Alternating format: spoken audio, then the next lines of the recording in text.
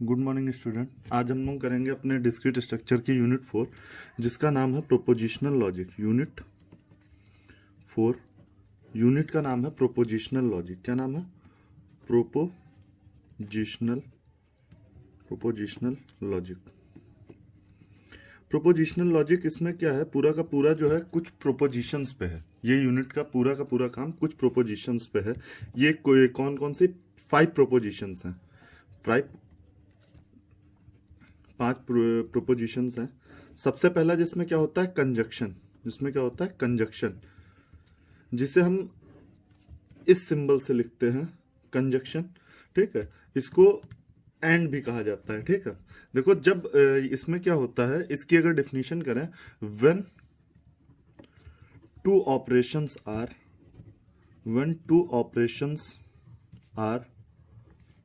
Joint with the help of operator and okay. ये जो and, जब ए एंड बी, मतलब जब कोई भी दो ऑपरेशंस, ठीक है, या दो स्टेटमेंट्स कीवर्ड एंड की हेल्प से होते हैं, जुड़े होते हैं, तो उसे हम लोग क्या कहते हैं, कंजक्शन कहते हैं। यहां पे क्या होता है, कीवर्ड जैसे a and b, it will be pronounced as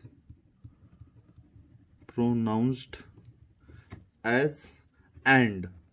okay, and से प्रोनाउंस किया जाएगा।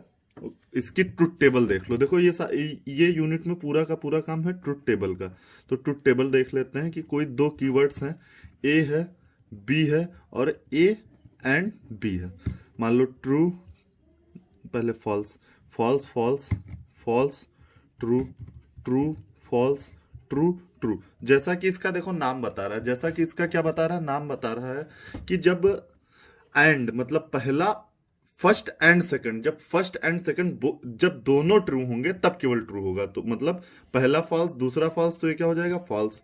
पहला फॉल्स दूसरा ट्रू क्या हो जाएगा, फॉल्स। पहला ट्रू दूसरा फॉल्स क्या हो जाएगा, फॉल्स। जब दोनों first and second both are true, then only will be output will be true, तो क्या होगा, ट्रू। ओके, समझ गया कंजक्शन। इनसे बहुत है, ये केवल एक बेसिक ऑपरेशंस हैं। ठीक है, ये 5 प्रोपोजिशंस हैं जो बेसिकली हमको समझनी है। दूसरा फिर क्या जाता है, डिसजंक्शन। इसको बोलते हैं कंजक्शन, फिर डिसजंक्शन आ जाता है। इसको इस तरीके से लिखते हैं। और जब व्हेन टू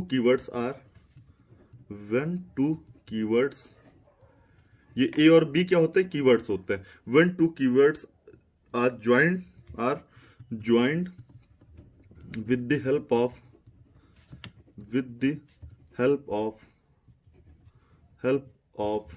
operation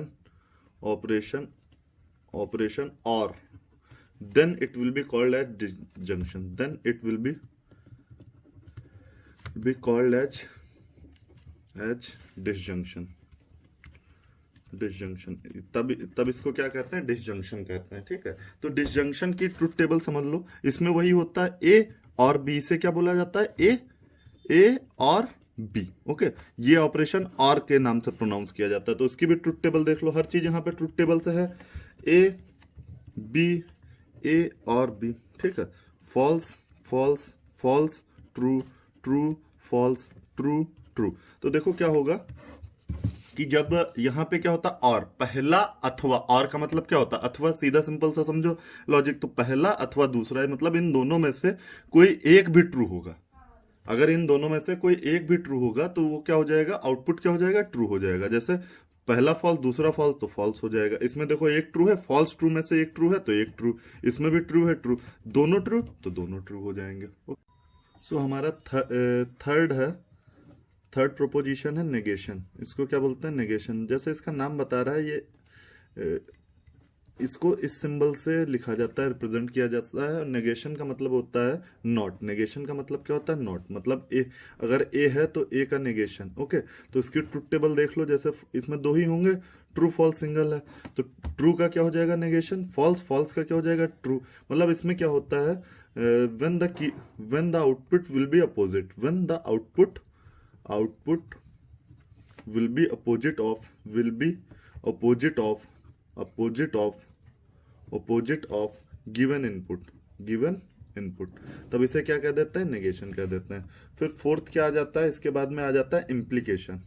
5 होते हैं, इसी पे पूरी पूरी पूरी यूनिट बेस्ड है, इन्हीं 5 ऑपरेशंस पे, तो इनको बहुत अच्छे से समझ लीजिएगा आप लोग। इम्प्लीकेशन क्या होता है, इम्प्लीकेशन को कुछ इस सिंबल से लिखा जाता है, ये सिंबल है, ओके, इस सिंबल से लिखा जाता है। इसका जो वो होता है, इसमें क्या है कि when two keywords are joined with the help of are joined with the help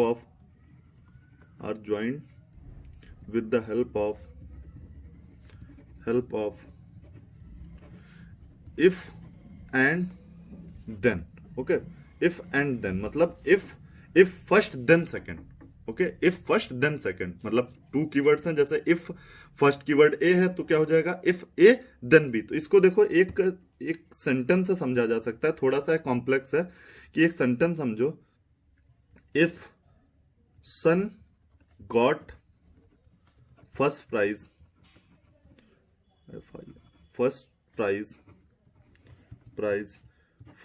then father will give him a bike, okay, कि मतलब अगर इफ ये क्या हो गया, सन गॉट फर्स्ट प्राइज, ये क्या हो गया, एक कीवर्ड ए हो गया, देन ये जो देन है दूसरा सिंबल है, और ये क्या हो गया, कीवर्ड हो गया बी, कीवर्ड हो गया, मतलब ये ए है ये बी है, ओके। तो इसको ए और बी मान के लिख लो, ए ट्रुथ टेबल बना लो, A B, A implication B, okay, यही ट्रुथ टेबल होती है। ट्रुथ टेबल में वही 0 0 0 1, चाहे 0 के हिसाब से लिख लो, 0 0 मतलब फॉल्स फॉल्स, फिर क्या हो गया प्रोपोजिशन ट्रू, फिर क्या हो गया ट्रू फॉल्स, फिर क्या हो गया ट्रू ट्रू। अब इसका देखो, इसको समझो, ये थोड़ा सा सबसे लॉजिकल इसमें 5 प्रोपोजिशंस में से यही है, ओके। इम्प्लीकेशन में क्या है कि इफ ए और बी हमने मान लिया था, ए मतलब if son got first prize, मतलब पहला मान के चलो फॉल्स ऑफ फॉल्स, मतलब ए और बी दोनों फॉल्स हैं। अगर बेटा फर्स्ट नहीं आया तो उसके फादर ने उसको बाइक नहीं करी, क्योंकि बी भी तुम्हारा फॉल्स है, दोनों फॉल्स हो गए, कि मतलब बेटा फर्स्ट नहीं आया तो पापा ने भी उसको बाइक लेके नहीं दी। ये अगर देखा जाए तो सही है कि नहीं, मतलब उन्होंने तो ये प्रॉमिस किया था फादर ने कि अगर तुम फर्स्ट आओगे तो हम बाइक देंगे, ना तुम फर्स्ट आए ना पापा ने बाइक दी, ये सही है कि नहीं है, तो ये क्या हो जाएगा ट्रू। ये चीज सही चीज है कि नहीं है, कि मतलब तुम नहीं फर्स्ट आए तो हमने बाइक नहीं दी फादर ने। फिर उसके बाद में दूसरा क्या है, if son got first prize, ये नहीं हुआ, ओके, और पापा ने उसको क्या दे दी, then father will give him a bike, तब भी पापा ने दे दी। तो क्या होता है, कभी कभी हम लोग अपना एग्जांपल ले लो, कभी कभी क्या होता था, घर पे हम लोग होते थे, हम लोग फर्स्ट नहीं आते थे, लेकिन घर पे अपने, तो उसमें पापा कहते थे कि तुम फर्स्ट आओगे हम लेके दे देंगे, मान लो सेकंड भी आ गया तो लेके देते थे ना, मोटिवेट करने के लिए। तो ये भी सही है कि अगर बेटा फर्स्ट नहीं आया तब भी पापा ने बाइक दे दी, ये क्या हो गया ट्रू, ये भी ट्रू हो गया।